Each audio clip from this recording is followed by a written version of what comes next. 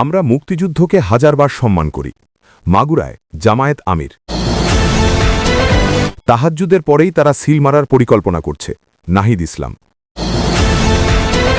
ব্রাহ্মণবাড়িয়ায় ইনসানিয়াত বিপ্লবের ৪৮ দফা নির্বাচনী ইশতেহার ঘোষণা। দর্শক, শুনছিলেন সংবাদ শিরোনাম। এবার জানিয়ে দেব বিস্তারিত সংবাদ। তবে তার আগে অনুরোধ থাকবে ভিডিওটিতে একটি লাইক দিন এবং ভিডিও সম্পর্কে আপনাদের গুরুত্বপূর্ণ মতামত কমেন্ট করে জানিয়ে দিন। নিজেকে শহীদ বীর মুক্তিযোদ্ধা পরিবারের সন্তান উল্লেখ করে জামায়াতে ইসলামীর আমির শফিকুর রহমান বলেন, এটা পৃথিবীর ইতিহাসে একটা লজ্জাজনক ঘটনা। একটা দল সবসময় মুক্তিযুদ্ধের কথা বলেছে। আমরা মুক্তিযুদ্ধকে হাজারবার সম্মান করি, কিন্তু মুক্তিযুদ্ধকে আমরা ব্যবসা হিসেবে দেখতে চাই না। আমিও এক শহীদ মুক্তিযোদ্ধা পরিবারের সন্তান। আমার যে ভাই জীবন দিয়ে গেছেন, আমি বিশ্বাস করি তারা বাংলাদেশের মানুষের মুক্তির জন্য জীবন দিয়েছিলেন।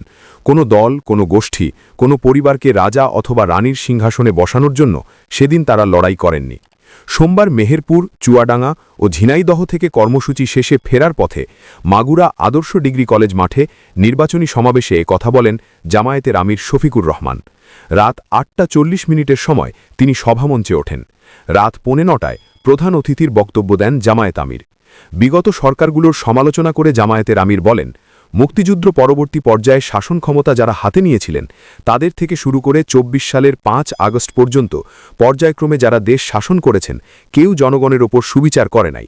কোনো সরকার বুকে হাত দিয়ে বলতে পারবে না যে তারা দুর্নীতি থেকে মুক্ত ছিল।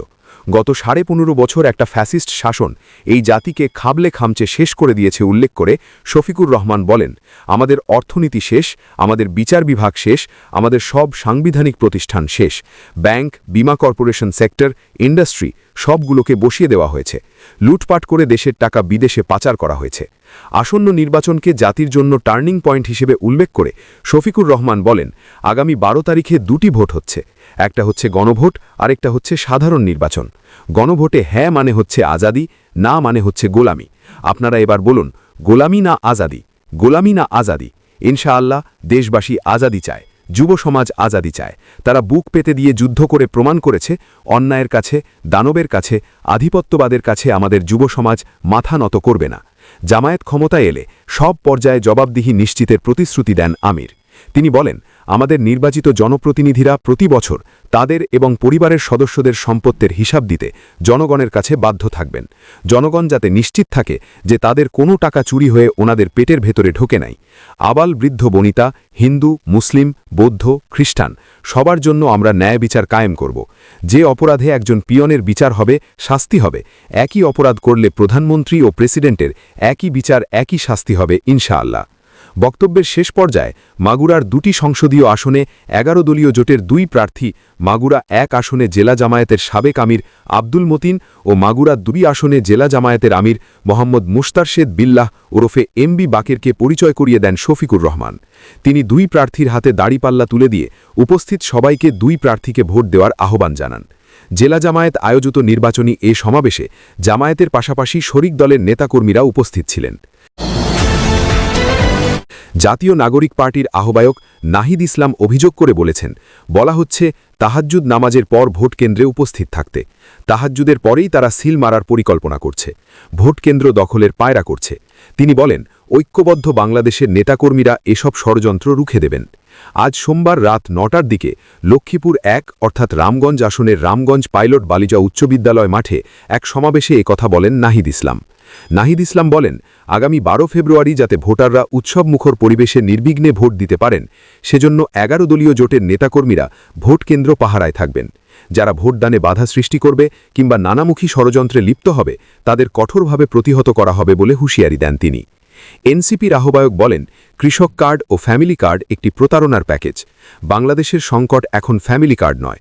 দেশের প্রকৃত সংকট হল অর্থনীতিকে চাঙা করা, ঋণ খেলাপি ও লুটেরাদের বিচারের আওতায় আনা এবং বিনিয়োগ বান্ধব পরিবেশ তৈরি করা। আমরা এসব বিষয় সামনে রেখে পরিকল্পনা ও ইশতেহার নিয়ে কথা বলছি। নাহিদ ইসলাম বলেন, এনসিপি শিক্ষা, স্বাস্থ্য, কর্মসংস্থান ও নারীদের নিরাপত্তা নিয়ে কথা বলছে। নির্বাচনের সময় ঘরে ঘরে গিয়ে মানুষের আস্থা অর্জন এবং ভোটের দিন সবাইকে কেন্দ্রে আনার জন্য নেতাকর্মীদের প্রতি আহ্বান জানান নাহিদ ইসলাম। পাশাপাশি গণভোটে হ্যাঁ ভোট দেওয়ার আহ্বানও জানান নাহিদ ইসলাম।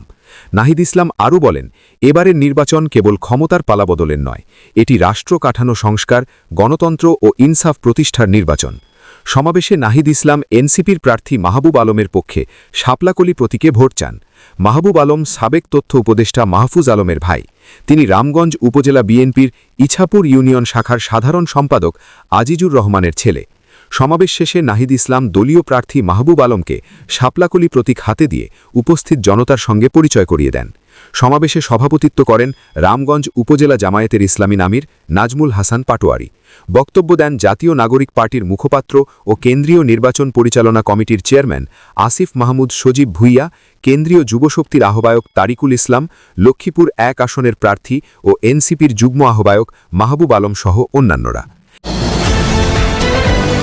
ইনসানিয়াতের দর্শনের আলোকে বৈষম্যহীন মানবতার রাষ্ট্র গঠনের লক্ষ্যে ইনসানিয়াত বিপ্লব বাংলাদেশ তাদের নির্বাচনী ইশতেহারে ৪৮টি প্রতিশ্রুতি ঘোষণা করেছে। সোমবার দুপুরে ব্রাহ্মণবাড়িয়া শহরের জাতীয় বীর আব্দুল কুদ্দুস মাখন পৌর মুক্ত মঞ্চে আয়োজিত এক অনুষ্ঠানে এসব প্রতিশ্রুতি আনুষ্ঠানিকভাবে তুলে ধরেন দলের ব্রাহ্মণবাড়িয়া ৩ আসনের প্রার্থী শেখ হানিফ। ইশতেহার ঘোষণাকালে শেখ হানিফ বলেন, ইনসানিয়াত বিপ্লবের রাজনীতির মূল দর্শন হল মানুষকে মানুষ হিসেবে দেখা। ধর্ম, বর্ণ, লিঙ্গ, জাতি কিংবা জাতীয়তার ভিত্তিতে কোনো বিভাজন নয়। মানবতার রাজনীতি ছাড়া পৃথিবীর সব রাজনীতি সবশেষে একক গোষ্ঠীবাদ ও স্বৈরাশাসনের দিকে ধাবিত হয়, যা মানব জীবন ও রাষ্ট্রের জন্য ভয়াবহ পরিণতি দিকে আনে। ঘোষিত ইশতেহারে শিল্প কারখানা স্থাপন ও কর্মসংস্থান সৃষ্টি, মানবিক ও বিজ্ঞানভিত্তিক শিক্ষা ব্যবস্থা, কৃষি উন্নয়ন, পরিবেশ ও প্রাকৃতিক সম্পদ সংরক্ষণ, স্বাস্থ্যসেবাকে মৌলিক অধিকার হিসেবে প্রতিষ্ঠা, ধর্মীয় স্বাধীনতা নিশ্চিতকরণ এবং সব নাগরিকের সমান নিরাপত্তা ও মর্যাদা ভিত্তিক রাষ্ট্র গঠনের অঙ্গীকার করা হয়। শেখ হানিফ বলেন, ধর্মের নামে সাম্প্রদায়িক হিংস্র রাজনীতি ও বস্তুবাদী জাতীয়তাবাদের নামে একক গোষ্ঠীকেন্দ্রিক শাসন উভয়েই মানবতার জন্য ক্ষতিকর। ইনসানিয়াত বিপ্লব এসব চরমপন্থার বাইরে দাঁড়িয়ে সার্বজনীন মানবতার রাজনীতি প্রতিষ্ঠা করতে চায়। তিনি বলেন, মানবতার রাষ্ট্রে প্রত্যেক মানুষ তার নিজ নিজ বিশ্বাস, মতাদর্শ ও জীবনধারা নিয়ে স্বাধীনভাবে বসবাস করতে পারবে এবং রাষ্ট্র হবে সব নাগরিকের নিরাপত্তা ও অধিকার রক্ষার নিশ্চয়তা। মানবতার রাজনীতির প্রবর্তক ও বিশ্ব ইনসানিয়াত বিপ্লবের প্রতিষ্ঠাতা আল্লামা ইমাম হায়াতের দিক নির্দেশনায় জেলা সদস্য সচিব মাইনুদ্দিন টিটুর সঞ্চালনায় নির্বাচনী ইশতেহার ঘোষণা অনুষ্ঠানে স্বাগত বক্তব্য রাখেন ইনসানিয়াত বিপ্লব বাংলাদেশের প্রেসিডিয়াম মেম্বার ও জেলা কমিটির উপদেষ্টা আহমদ শাহ মোরশেদ।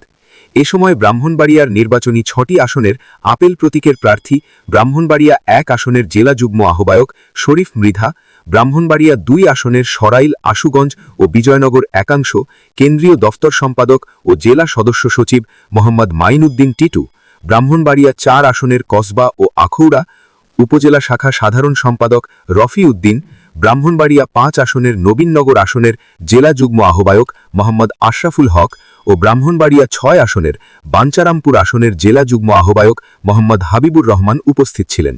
অনুষ্ঠান শেষে আসন্ন নির্বাচনে ইনসানিয়াত বিপ্লব বাংলাদেশের আপেল প্রতীকে ভোট প্রার্থনা করে শোভাযাত্রা বের করে।